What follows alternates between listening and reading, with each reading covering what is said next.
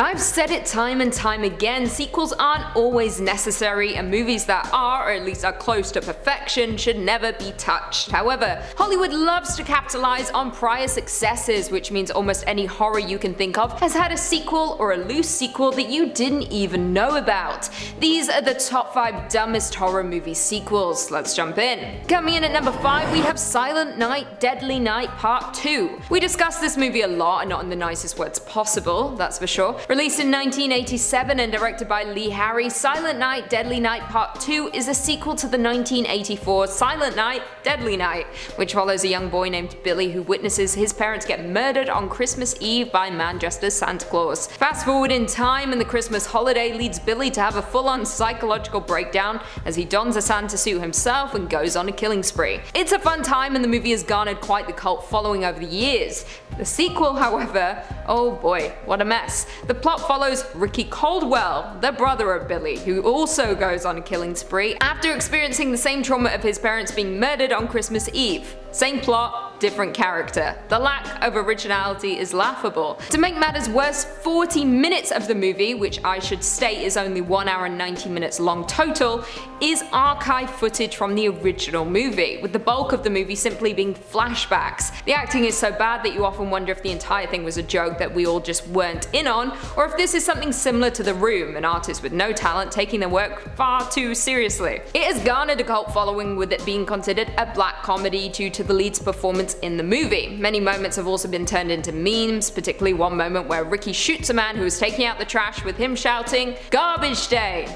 The internet loved that. In at number 4, we have American Psycho 2, All American Girl. Now, I should preface this point by saying American Psycho 2 was originally never supposed to be a sequel to American Psycho. Instead, it was retrofitted last minute to become a sequel, but I'll get more into that shortly. Released in 2002 and directed by Morgan J. Freeman, not to be confused with Morgan Freeman, the film stars the likes of Mila Kunis and William Shatner, with the plot of American Psycho 2 following Rachel Newman, played by Kunis, a criminology student who is compelled to murder. Fun times. Essentially, Rachel is a killer learning about serial killers. Now, what made American Psycho so good was its commentary on the wealthy elite and the destructive lifestyle that often comes along with that. Not to mention, it was sleekly executed, with the driving force of Christian Bale giving a performance of a lifetime. It was a clever movie and is arguably one of the greatest ever made. However, American Psycho 2, well, it might be for the best to forget it ever happened. It fails to live up to its predecessor in any real way. Now, like I said, this was never intended to be a sequel to the hit movie and was intended to be called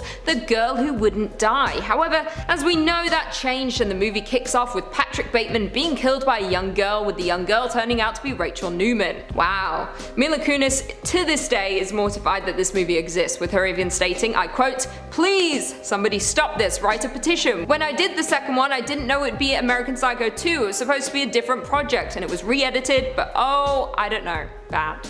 I love that quote. In at number 3, we have Book of Shadows, Blair Witch 2. I've discussed this unnecessary sequel in the past, and by discussed I mean absolutely tore apart. Released in 2000 and directed by Joe Berlinger, Book of Shadows, Blair Witch 2 is a metafiction psychological horror movie starring the likes of Jeffrey Donovan, Stephen Barker Turner, and Tristan Schuyler, with it following a group of teens who are all obsessed with the mythology surrounding the Blair Witch Project movie. So they head into the Black Hills, where it was shot, to see if they will experience any supernatural experiences. Now, arguably the worst thing they did when entering this movie was abandoning the found footage concept, instead creating a generic and boring horror flick that is completely unmemorable. Now, the movie was given the green light immediately due to the success of the Blair Witch Project, but I'm betting those people have regrets now, considering this movie bombed, and it bombed pretty hard. It doesn't even have a cult following, it's just aggressively bad. Now, the movie was originally conceived as a psychological thriller about mass hysteria, and maybe that would have worked, but what we got was not that, that's for sure. To quote one opinion on the film, this sequel to the Blair Witch Project is all formula and no creativity, mechanically borrowing elements from the original and other horror movies. preach. It's cheap, with no thrills, that was simply made to capitalize on a successful and original concept that its predecessor created. Coming in at number 2, Jack Frost II: Revenge of the Mutant Killer Snowman. Honestly, I'm just so excited that I get to talk about this movie simply because of how laughably bad it is. Released in 2000 and directed by Michael Cooney, Jack Frost II stars the likes of Christopher Alport, Eileen Seeley, Marsha Clark, and Ray Connie, with it being a direct-to-video sequel to the 1997 horror flick Jack Frost, a comedy slasher which originally followed a serial killer named Jack Frost, who was on his way to his own execution when the truck he was in crashed into a genetic truck. Classic. So of course you know what happens next, even if you haven't seen the movie. Jack's body mutates due to the chemicals and fuses together with snow on the ground. He is presumed dead at first, but then comes back as a killer snowman who is seeking revenge on all those who had involvement in his arrest. Now that the original premise is out of the way, let's discuss the highly anticipated sequel that was definitely not highly anticipated at all. Jack Frost II: Revenge of the Mutant Killer Snowman takes place 1 year after the events of the first movie, with it once again following the killer snowman Jack Frost, who travels to Cabana after being resurrected in order to kill the man who was responsible for his death. Now, while the movie's predecessor was enjoyably bad and garnered a cult following, Jack Frost 2 is an absolute train wreck. The sequel is completely unnecessary and manages to be an almost carbon copy of the original, just in a different location with a lower budget and a worse script. It's not so bad it's good, it's so bad it's bad. And finally, in at number 1 we have Exorcist II: The Heretic. This is a perfect example of why you shouldn't mess with something that is already great. The Exorcist is an absolutely iconic movie, going down in history as one of the greatest and scariest of all time. However, when its sequel came along, the story was almost unrecognizable, turning something amazing into a laughingstock. Released in 1977 and directed by John Boorman, Exorcist II: The Heretic stars the likes of Linda Blair, Richard Burton, and James Earl Jones, with it being the sequel to William Friedkin's 1973 movie The Exorcist, based on the book by William Peter Blatty. The movie itself is set 4 years after the events in the first movie, with now 16-year-old Reagan McNeil attempting to recover from her previous demonic possession, which took place in the first movie. Now, Exorcist II was considered a critical failure and has since been labelled as one of the worst films ever made. Some viewers even went on to classify it as an unintentional comedy, which is the last thing a director wants to hear when making a horror film. According to author William Peter Blatty, he was the first to laugh during the screening of the movie, with fellow audience members quickly joining in. Director of the original Exorcist, William Friedkin, compared the movie to a traffic accident, describing it as horrible, stupid mess. BBC film critic Mark Kermode even stated, I quote, "Exorcist II is demonstrably the worst film ever made. It took the greatest film ever made and trashed it in a way that was on one level farcically stupid and on another level absolutely unforgivable. Everyone involved in this, apart from Linda Blair, should be ashamed for all eternity." Absolutely scathing, but hard facts, although why are we letting Linda Blair off the hook? I don't agree with her or her life choices. Well, there we have it. Do you guys agree with that list? Were there any horror movie sequels that we missed? Leave us all your thoughts and feelings in the comments down below, and perhaps we can do a part 2. Before I go though, I just want to respond to a few comments from one of our last videos, top 5 horror movies where the villain wins. Dana Fisher said, "We need more Lucy in the studio. Can we get a collab with Lucy and Keegan, with Lucy being the star?" I mean, it's just the case in every video. I am the star. Keegan's a side piece. But we can do a collab one day. Charles Snow said, "I enjoy it when a movie subverts expectations to have a villain come out on top. Good guys can't hog all the glory, right?" With horrors, I think the villain should only win. No one needs to survive. The world's a horror movie. Goodwill420 said, "Why is she so cute, even with it being dark? Ha ha ha." Facts. No, I'm not cute. I'm evil. Don't compliment me. Unplugged Gaming said, "Eden Lake is a fantastic film. I've seen it once and I'll never watch it again. It leaves such a horrible taste in my brain, but by God, it's awesome. It may just be the worst film I've ever seen. In a bad way. No, in a good way. Scary but disturbing. I can't watch it again. To me right up." Sherwood Wilson said, "I'm dying. Lucy had me crying discussing the Neon Demon. Movie made me sick. Honestly, the Neon Demon might be the most disgusting thing I've ever seen in my whole entire life. You couldn't pay me to watch that movie again. The eyeball scene? Ugh, no." Jared Devil Dog said, "This video was so much more enjoyable since you smile and don't seem so down." Thanks. Yeah, everyone said I seem really happy at the moment. I don't know why. I guess I'm happy. And on that note, if you haven't already, be sure to give this video a big thumbs up, and until next time, I'll see you later. I've said it time and time again, sequels, reboots, and remakes aren't always necessary, unless you're adding value to the story or improving on a movie that fell flat. You have to bring something new, otherwise what's the point in retreading ground that's already been tread? Despite that, sequels keep coming, and some of them are truly horrendous. These are the top 5 dumbest horror movie sequels, part 2. Coming in at number 5, Piranha 3DD. I mean, I almost didn't include this movie on our list considering its predecessor wasn't the greatest movie, but it's here and we're rolling with it. Released in 2012 and directed by John Gulager, Piranha 3DD is a 3D horror comedy starring the likes of Danielle Panabaker, Matt Bush, Gary Busey, Christopher Lloyd, and David Hasselhoff. What a cast. The movie takes place 1 year after the events of the first movie, with the bloodthirsty piranhas now heading towards a local water park. This is where Maddie, Barry, and Kylie, fun-seeking friends, decide to take on the man-eating creatures. Now, I should give some credit to Alexandra Aja's original Piranha remake, with it being gory and disgusting, complete with humor and horror pandemonium. However, it's dumb, of course it is, it's about man-eating piranhas. Then 2012 rolled around, Aja wasn't available, and Gulager took his place instead, and what was spawned was a graphic sequel with a ton of nudity, with far too many 3D breasts. It's safe to say that this movie is incredibly misogynistic and was created simply for men. Variety went on to give it a scathing review, stating, I quote, "The movie ups the self-parody so much that it's practically a Wayans Brothers spoof, albeit with fewer jokes." Shots fired. Before we jump into number 4, be sure to give this video a big thumbs up. It really helps out a lot in the YouTube algorithm. Coming in at number 4, Amityville 3D. Honestly, I was unaware this movie even existed until a few months ago, and I so wish I could go back to my life before finding out this information. Released in 1983 and directed by Richard Fleischer, Amityville 3D is a supernatural horror film starring the likes of Tony Roberts, Meg Ryan, Tess Harper, Robert Joy, and Candy Clark, as well as a young Lori Loughlin. With it following investigative reporter John Baxter, who buys the notorious murder house in Amityville, New York, in an attempt to prove that the stories about demons and ghosts are fraudulent. However, soon his children begin to experience nightmarish terrors, with supernatural occurrences taking place inside of the home, with them fearing evil has spread outside of the home as well. Now, this movie was doomed from the get-go, with it running with a PG rating, as opposed to its predecessor's R rating, both of which were great movies. Not to mention it's also the first in the franchise not to be based on a true story. I mean, are any of them true stories? Probably not. However, saying that, there is no new story, with it retreading what its predecessors already did. Now, at first, John Baxter chalks up all the mysterious goings on to his imagination. However, after enlisting the help of a poltergeist team, he soon discovers the truth, that he's living in a haunted house. Despite there being a few good thrills, the movie does fall short, even smacks you in the face with the boom mic, quite literally. That comes out of nowhere. Coming in at number 3, we have The Rage, Carrie 2. Yes, there was a sequel to Carrie, and yes, it's okay if you had no idea that it existed.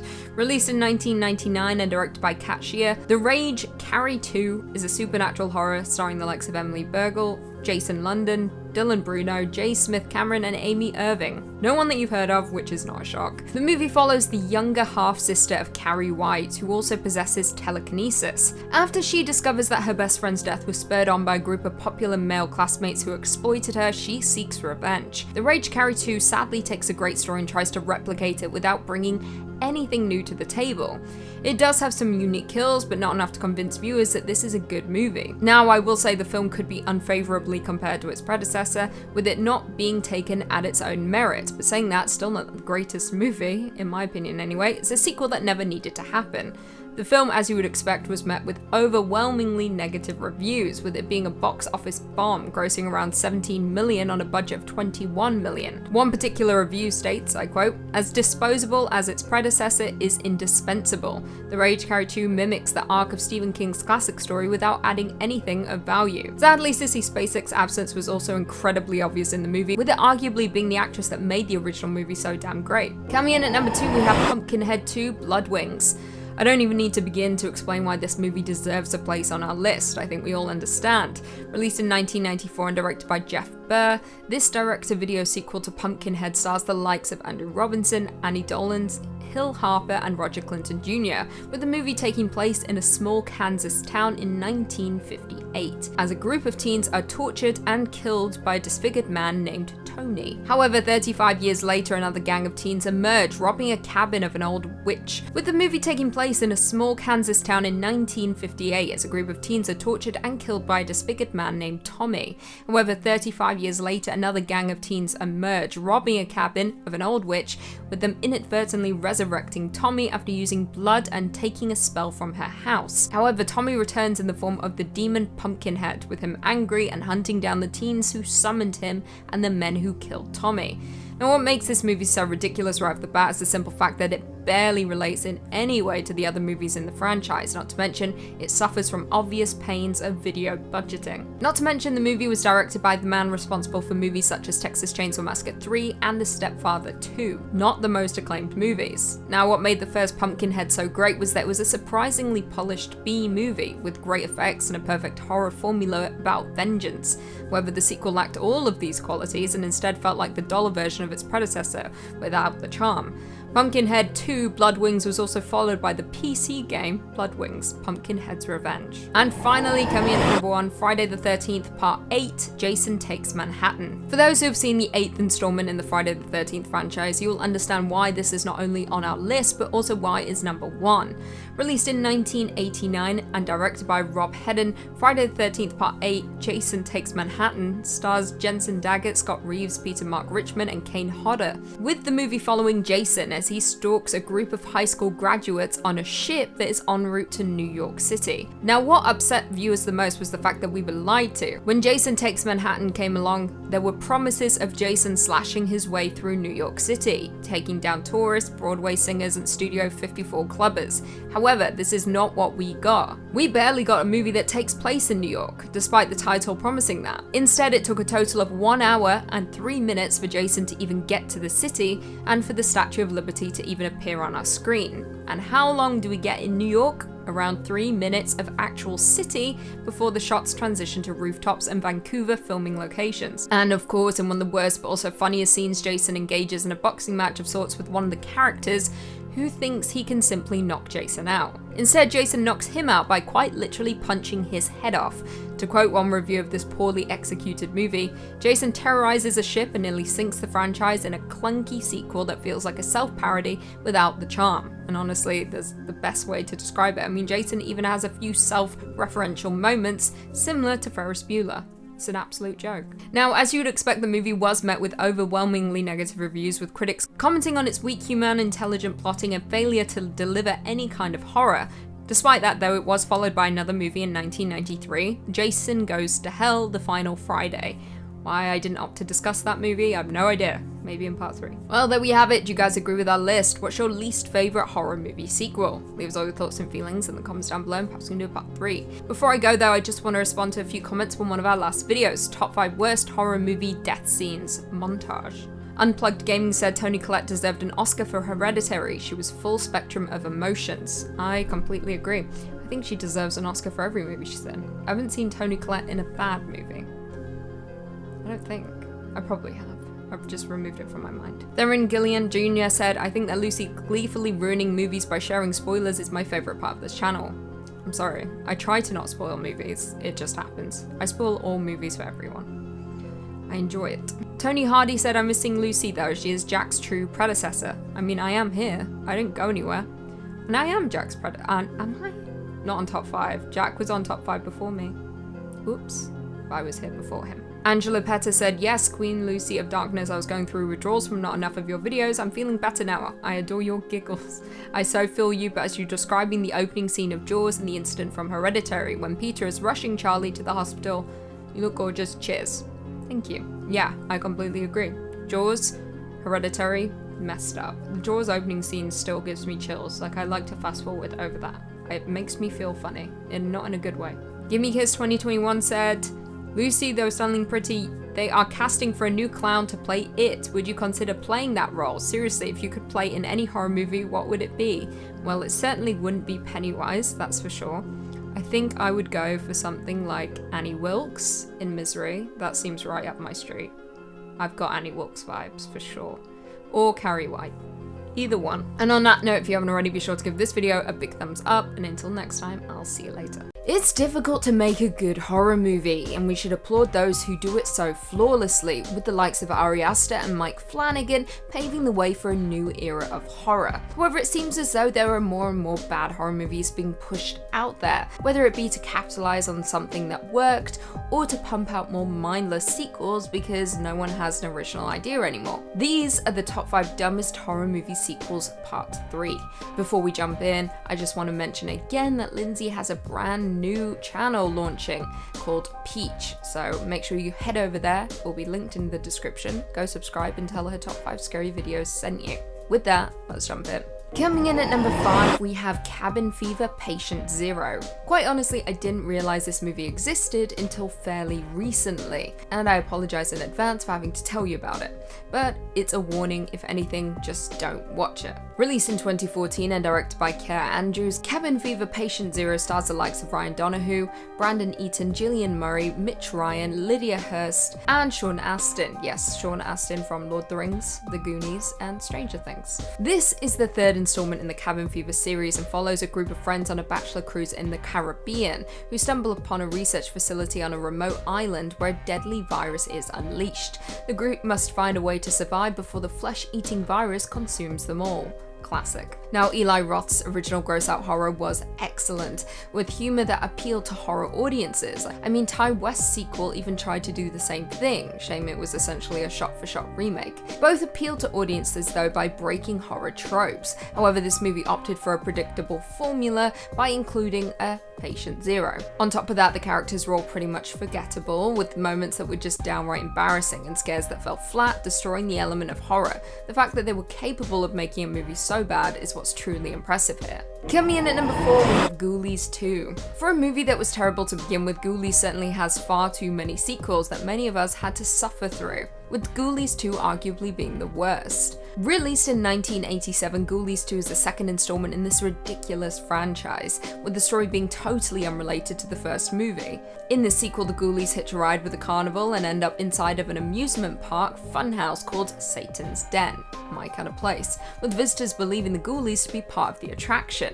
However, they were wrong, of course, with people beginning to fall victim to the evil creatures. Honestly, even describing this movie feels like a joke, and this is before even referencing Ghoulies 3, Ghoulies Go to College. Ridiculous. Now, like I said, the original movie wasn't good. Not only did we have to sit through that, but then we had to sit through 3 more movies, all just as bad as the last. Someone out there decided these demonic creatures needed an entire franchise, and quite honestly, I hate that person. There's really not much else to say about this other than that it is a truly terrible movie, and please, whatever you do, don't find yourself stumbling down the Ghoulies rabbit hole. It's a dark and depressing place. Coming in at number 3, we have Psycho 4: The Beginning. First and foremost, it should be stated that the biggest mistake that happened to Psycho was having any form of franchise to begin with. The original movie is near perfection and a classic in the horror genre, but of course Hollywood loves capitalizing on profit, and that's what they did here. Released in 1999 and directed by Mick Garris, Psycho 4 is a made-for-television slasher starring the likes of Anthony Perkins, Henry Thomas, Olivia Hussey, and Warren Frost, with it following the early life of Norman Bates, which is essentially what Bates Motel did, just on a much grander scale and with a stellar script. However, this story, despite having a great cast, fell flat and fell hard. Not only is it the 4th film in the installment, it marks the final appearance by Anthony Perkins in the series, with him sadly passing away in 1992. Having one sequel to Psycho was redundant, but this was just a slap in the face to the horror community and Alfred Hitchcock, honestly. Psycho superbly conveyed to us in few words that Norman Bates was insane. Quite honestly, all it took was one look right at the end of the movie. The sequels to Psycho weren't horrific, but this one was simply an embarrassment, with the kid from E.T. taking on the role of a young Norman Bates and us learning that his mother was the one who ordered him to kill. The story itself just felt redundant, with the franchise constantly retreading over the same material. If you want to see a young Norman Bates become the killer we saw in the original Psycho, just watch Bates Motel. It's so good. Also Vera Farmiga. Coming in at number 2, we have Paranormal Activity 2. Now, I'm certain there will be many who disagree with me about this movie, and many who argue that there are worse in the franchise. However, I'm going to discuss the root of the problem, the sequel that should never have even happened. Released in 2010 and directed by Todd Williams, Paranormal Activity 2 is technically a prequel and sequel to the 2007 Paranormal Activity movie, with the events taking place around 2 months before the events depicted in the first movie, as well as continuing after those events. if that makes sense. Starring the likes of Sprague Graydon, Brian Boland, Molly Ephraim, and Katie Featherston, Paranormal Activity 2 was a clear cash grab, and the highest grossing film on this entire list, which makes it the most frustrating. As we know, the first Paranormal Activity followed Katie and Micah, who began to experience a supernatural presence in their home. So the pair took it upon themselves to set up a camera and record the strange goings on, with things ending truly horribly for the couple. Now, the second movie follows the sister of Katie and her family, with it including a few more cameras, but it's essentially an exact replica of the first movie. Now, while the original wasn't anything to write home about, it certainly established the tone right at the beginning of the movie, to the point that we actually felt bad for Katie and Micah and their endless torment. Unfortunately, Paranormal Activity 2 did something that's referred to as jumping the shark, and created a cheesy and unbelievable horror, with the minimalist horror from the first being a distant memory. And finally, coming in at number 1, we have Halloween Resurrection. I will never forget the time I was in New York and found this movie for sale in Marshall's. I will also never forget how disappointed I was, even at the age of 10 years old. Why I was buying that at 10? I don't know. Living the dream, apparently. I don't think my parents cared. Released in 2002 and directed by Rick Rosenthal, Halloween Resurrection is a direct sequel to Halloween H2O, and stars the likes of Busta Rhymes, Tyra Banks, Thomas Ian Nichols, and Jamie Lee Curtis, who appears in the movie for about 5 minutes, despite being front and center on the poster. Halloween Resurrection is the 8th installment in the franchise, with it once again following Michael Myers as he continues his murderous rampage through the town of Haddonfield. However, problems begin to arise when an internet horror show decides to use his home as the location for their show. Michael, as you would expect, isn't too happy about it. Now, despite the director of Halloween 2 returning for this installment, this movie was an absolute train wreck, and somehow managed to destroy everything its predecessors had done so well. Laurie Strode had become a fierce heroine in the Halloween franchise, with her quickly becoming one of the strongest and most admired female protagonists in cinematic history. However, Resurrection tosses that right out of the window, along with her character, quite literally. In a cheesy moment at the beginning of the film, Laurie Strode is thrown out her window by Michael, not before the big reveal coming that they are brother and sister. Shocker. It's lazy storytelling and completely unravels everything that was established in previous movies. The movie is quite literally a reality TV parody, which is a long way from the original and suspenseful Halloween terror that built the franchise. Even today, fans so desperately want Resurrection to be wiped off the canon. However, thanks to the latest movies, it has been. We can easily pretend this doesn't exist now thanks to the 2018 movie undoing the entire franchise and being instead a direct sequel to the original. Thank God. Well, there we have it. Do you guys agree with our list? What's the worst horror movie you've ever seen? Leave us all your thoughts and feelings in the comments down below, and perhaps we can do a part 4. Before I go though, I just want to respond to a few comments from one of our last videos. Top 5 upcoming 2021 horror movies part 3. Scott Walker said Scream, and I know what you did last summer equals there is someone inside your house. Can't complain. I'm also very, very excited. I love Scream. I know what you did last summer. I like to go into everything with very low expectations, but I am excited for this movie. Not the Mama said, I had not heard about Nightmare Alley, but I'm definitely intrigued. Thanks, Lucy. You are very welcome. I had only heard about it because obviously I love Cate Blanchett, and then Cate Blanchett and Rooney Mara reuniting after Carol. Wow. Amazing. And also Guillermo del Toro. Mask Maker Gingy said, Lucy, our Dark Queen, you looking very smart in this video. All these films sound awesome. Looking forward to all of them. I agree. I'm also looking forward to all of them. Nearly all of them, for the most part. And thank you. I was wearing a blazer in that video. MadDag420 said, love the Resident Evil movies and Mila Jovovich. If you ever get to talk to her, tell her I said hi. Yes, I did mention that. She does follow me on Twitter. She does. Not that I've ever really engaged with. I did have a conversation with her once. It was years. It was like a decade ago. And it was about Sims. I think that's why she started following me. She needed advice. This is a real conversation. This is real. She was designing a home on Sims. She publicly tweeted that from her verified account and didn't know how to take a screenshot. I taught her to take a screenshot. Isn't that funny? Anyway, I love Resident Evil 2. Love it. Steve Cass said, will there be a sequel of Queen Lucy stroking her hair as she gives evil commands? 100%. I've been touching my hair throughout this whole video because it keeps getting in my face because it's so long, because hair salons are closed and I can't get a haircut. So that sucks. And on that note, if you haven't already, be sure to give this video a big thumbs up. And until next time, I'll see you later.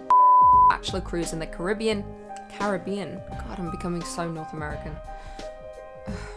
The original movie is near... Can't speak this morning. The original movie is near perfection and a classic horror. F***ing hell. No. I swear the first one was 98. Oh wait, I was talking about the... Did I fuck you up or you just twisted the thing around? I think I twisted everything. Oh, 2002 initial release? Oh, for this one? And the first one was 2000? I'll get more into that. Release in 2000, not to be confused with more for Siren likes. Okay, no, I just typed everything weird. Okay, it's fine. Let's just go to the date and I'll change it again. Yeah, 2000. Wow, you got me. Okay, sick. All right, I see. Really? Oh yeah. I'm pale. However, American Psycho 2. Oh, off. Released into is everything. I was just gonna say, any shitty movie here in 2000. I've done something wrong if I just think everything's 2000. I think it's Curse of the 2000s. Y2K. We should have died. Off. Demonstrably. Is this a word? Demonstrably. I don't know. Sometimes I just type so fast I don't even know what I'm putting. One level oh, me. This guy. Farcically. What?